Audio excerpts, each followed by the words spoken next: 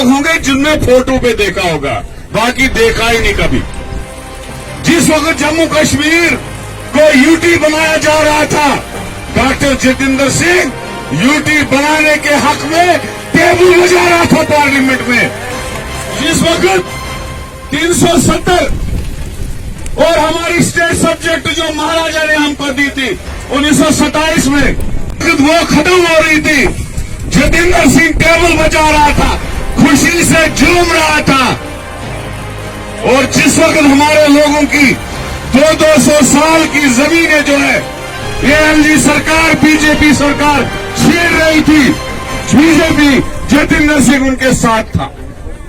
हमने उस पहलवान को उतारा, जहां हम कमजोर होते थे वहां ये मजबूत है कुटवा में। जहां उधमपुर में हम कमजोर होते थे वहां चौधरी लाल सिंह पैंथर पार्टी और बाकी सब पार्टियों के साथ मिलके मजबूत है।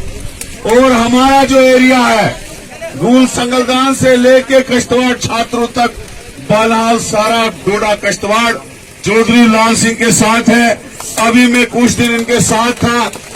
लहर होती है ना, एक होती है लहर, दूसरी होती है सुनामी। सुनामी है पूरी कांग्रेस की, इंडिया अलायंस की। तो इसलिए मेरे भाइयों देखो, मैं ज्यादा नहीं बोलूंगा।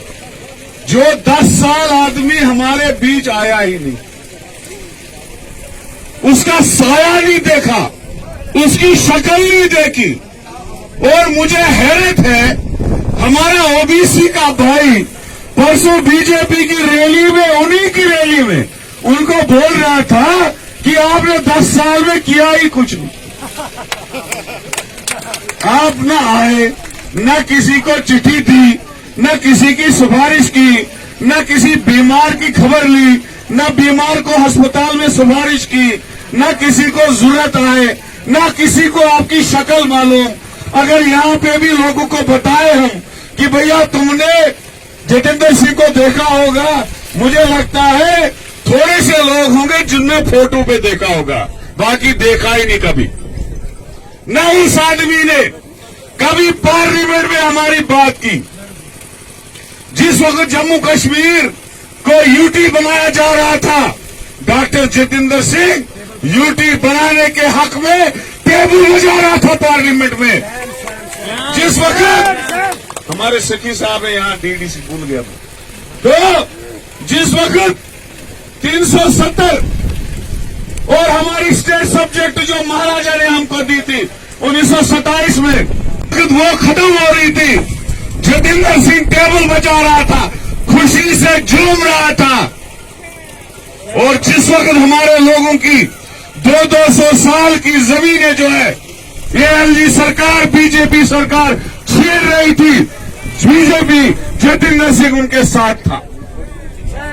हमारे इलाकों में बेरोजगारी दुनिया की बेरोजगारी बढ़ी। जम्मू कश्मीर में हम बेरोजगारी में नंबर 1 पहुंच चुके हैं।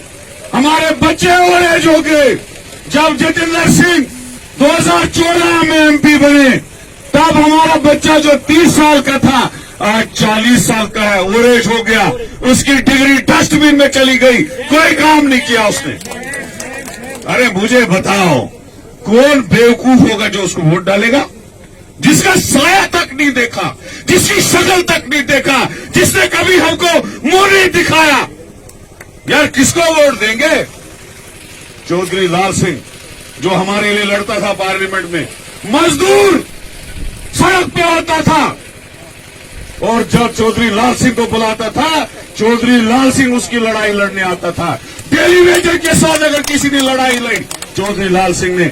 आज हमारे डेली वेजर सेक्रेटरीट का दर्द गिराव कर करके casual labour, contractual, NRHM, MNREGA, सारे दरबदर 10 साल से दरबदर रहे इस बार बीजेपी सरकार के पीछे।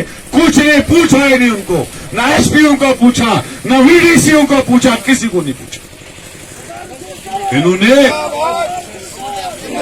इन्होंने एक ही चीज रखी है, 10 साल कुछ नहीं करना, बाद में मोदी जी का फोटो लेके घूमना। वो एक बात देखी हमने उधर मोदी जी का फोटो लगा के, इतने बेवकूफ है हम क्या कि आप 10 साल हमें शक्ल नहीं दिखाओगे, फिर मोदी जी का फोटो लेके घूमोगे? नहीं, जितेंद्र सिंह नहीं, मोदी जी को डालो। अरे भाई, तुमने 10 साल हमको एमपी दिया, हमने उसको देखा नहीं, उसने हमको देखा नहीं, हमारे काम नहीं किए, रियासत के हर मसले के खिलाफ रहा। हम कौन, तुम कौन होते हो हमको उसको वोट देने के लिए बोलने वाले?